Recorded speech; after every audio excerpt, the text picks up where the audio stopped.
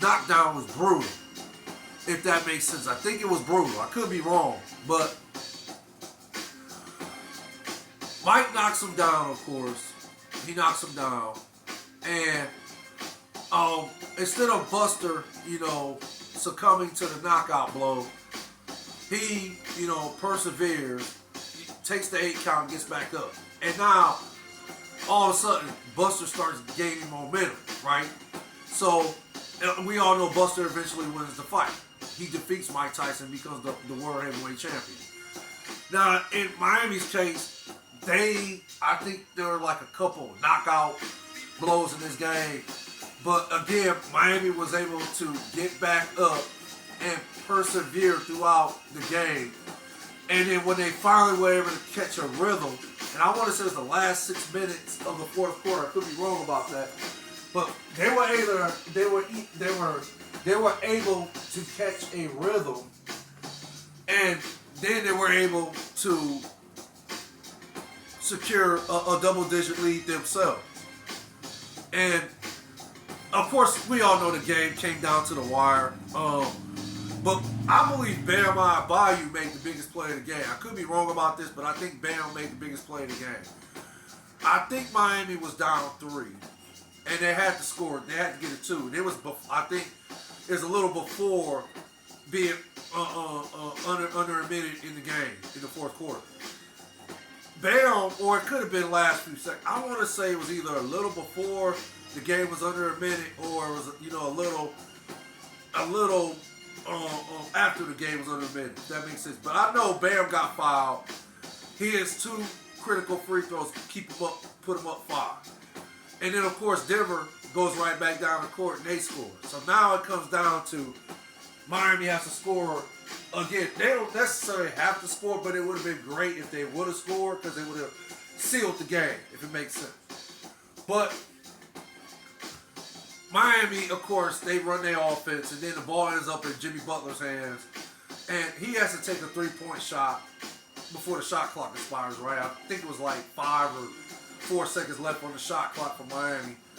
And Butler takes the 3, and he, of course, he misses the shot. So now we go back down to where Denver, and this is where the game gets kind of tricky, because some people said Denver should have called a timeout. They said Mike Malone should have called a timeout and draw up a play. And this is why I somewhat disagree with this. Yeah, a timeout, could have been good. It could have worked.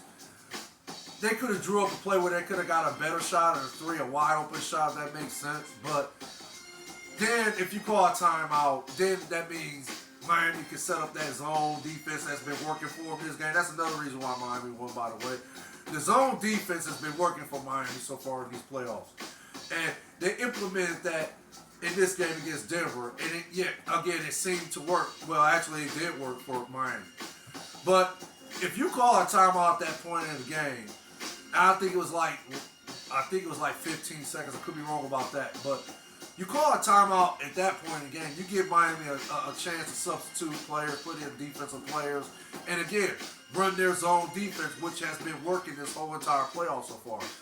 So I get the mindset of Mike Malone, why call a timeout. Jamal Murray has validated Mike Malone's trust in him. It's just that simple. Jamal Murray in these situations has made more shots, period, than he's missed them, if it makes sense. He's made more plays, period, than he's not made plays, if that makes sense. So, Jamal Murray has validated Mike Malone's trust in him, and I believe this is what Mike Malone did. He trusted Jamal Murray. He trusted Jamal Murray was going to make the correct basketball play, which in hindsight, Jamal Murray actually did make the correct basketball play, because on the play where it was Butler and Jamal Murray one-on-one guard, Butler guard Jamal Murray one-on-one, it was one-on-one, right? In my opinion, Jamal Murray took a good shot because he was able to get space. He was able to, do his famous, step back 3-point shot, which 9 times out of 10, Jamal Murray gonna make that shot. He's been making it the whole playoffs. So I thought it was a good shot. It just didn't go in. Sometimes it just what it is. It didn't go in. Did Butler play defense? Of course he did. But Murray was still able to get space. He was able to do that step back and get enough space to where he could get, the correct arc on the shot, get a good look, everything. He got everything. It was just perfect. It was a perfect play on Jamal Murray's part. It just the shot didn't go in. So if the shot go in, we're having a different conversation. We're talking about potentially Denver might sweep Miami, which, no, I think that's laughable regardless. If you thought Miami was going to get swept. Somebody made a comment, and I'm not putting no names out there, but the dude, he knows his basketball. He's I think on this segment, on one of those podcast shows that he was on, I think he was just trying to be funny and generate ratings, but it's neither here or there. But he came out, and this is before the final started, he predicted that Miami was going to get swept. So, to his credit, he said, hey, I'm eating crow today. He said today, I'm eating crow. My prediction was wrong. I was wrong. So, at least he admitted to it. So, that's basically all you can ask of somebody. Hey, when you're wrong, admit to it, right? So, yeah, but whoever thought Miami was going to get swept, come on, it's laughable. I just look at it. I don't know. I guess because the teams that were actually picked to win the championship this year was Milwaukee. They were a foregone conclusion to win the championship this year. So we thought. I thought they was gonna win it too. So include me in that prediction. But okay, again, we know how that story goes. Then Miami plays against Knicks. Knicks were picked to win that series and advance to the Eastern Conference Finals for the first time in decades. You know how that story is. Then Boston was the heavy favorite.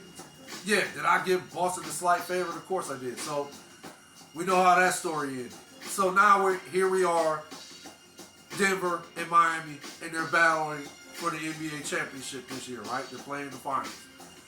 And still, Miami's predicted to not win the series, should I say.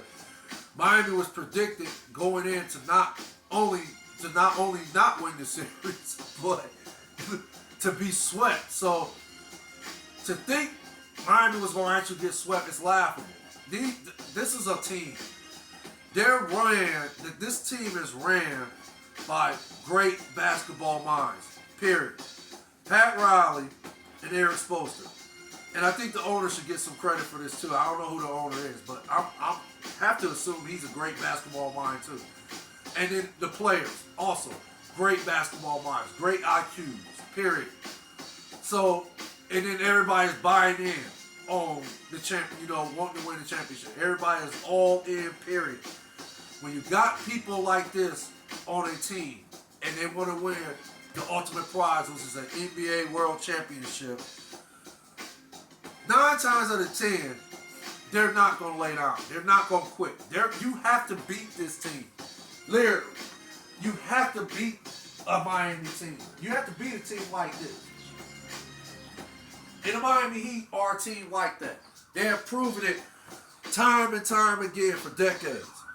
They have proved Pat Riley, one of the greatest coaches, whatever, GM, however you want to categorize this. Pat Riley is one of the greatest to ever done it, period. Eric Spoelstra, one of the greatest to ever done it. So, I mean, come on. When you got these type of basketball minds, and then I mentioned the other ones prior, I mean, no, you're not going to get swept. You have to, if Miami was going to get swept this series, Denver was going to literally have to play perfect basketball in order to sweep this Miami team, if that makes sense. So, and basically, if you want to, like, say Miami had too many turnovers in game 1, you could throw that in there too. But again, Jimmy Butler only had 13 points. Game 2, he had 21 points and 9 assists. And I think Bam Adebayo had another 21. Then Gabe Vincent had 23. Duncan Robinson had 10. And Max Strus had 12. So the role players were the key in this game. They stepped their game up, which I like to think everybody knew most people knew it was going to happen anyway. But yeah, basically, I guess if you want to talk about Denver, um, Aaron Gordon had 12. Now, the Joker, Nikola Jokic had 41. But the key to this game is he only had four assists. Jamal Murray had 18, Bruce Brown had 11, of course. Jeff Green had 9. And that one dude, yeah, he played a decent game too. He had Christian Braun, he had 6, but he was a little aggressive. He was playing defense. You know, he's good on the defense end and so forth. But I guess the strategy is to hold the Joker under 10 assists. If that makes sense, so maybe you can go as far as say hold him under 8 assists. Because I guess I guess it would give your team a chance to win if the Joker has more points than assists, if that makes sense. Or if he scores 30 or more, you have a better chance of beating Denver that way than you would if he had a triple-double with 20 points, 11 rebounds, 12 assists, if that makes sense. So, you're not going to stop the Joker. So, I mean, you can try to disrupt him. You can try to take him out of rhythm. You can try to frustrate him. But that's all you really can do to a great pro like Nikola Jokic. That's all you really can do to a guy like that. There's not too much you can do as far as in stopping him on the defensive end, if that makes sense. He's a great player. The Joker gonna get his. So that's what great players do. You can't stop him. You can only hope to contain him. So I guess that's going to be the strategy going forward for Miami. Try to frustrate the Joker. Try to hold him under 8 assists a game. Let him score. Hey, he gets 30 or more. Okay, that's fine. What do I think that strategy will work going forward? I mean, perhaps, but I mean, I don't know. Anything's possible. I mean, you have to look at it. Now, Denver's a great team, too, so you can't, like I said, I know I keep talking about how great the Miami Heat as an organization is, period, but you have to talk about what Denver has done this season, too. Denver is playing at an all-time team level concept, if that makes sense. They're doing it, too. They're all them is buying all in on the team concept. They're all on in winning the championship. Mike Malone is a good coach. I don't know if he's great. I know if he win a championship this year, he might be considered one of the greatest. But Mike Malone's we say he got potential to be a great coach. I'll say it like that. Mike Malone has potential to be a great coach. We already know what the Joker is. Joker is one of the best ball players in the game, period. He's one of the greatest ever. He's one of the greatest ever done. So, Jamal Murray is solid. He's a star. Michael Porter Jr., he's solid. Aaron Gordon is solid. Bruce Bowen, he's solid. I mean, Denver has a team. Denver got some good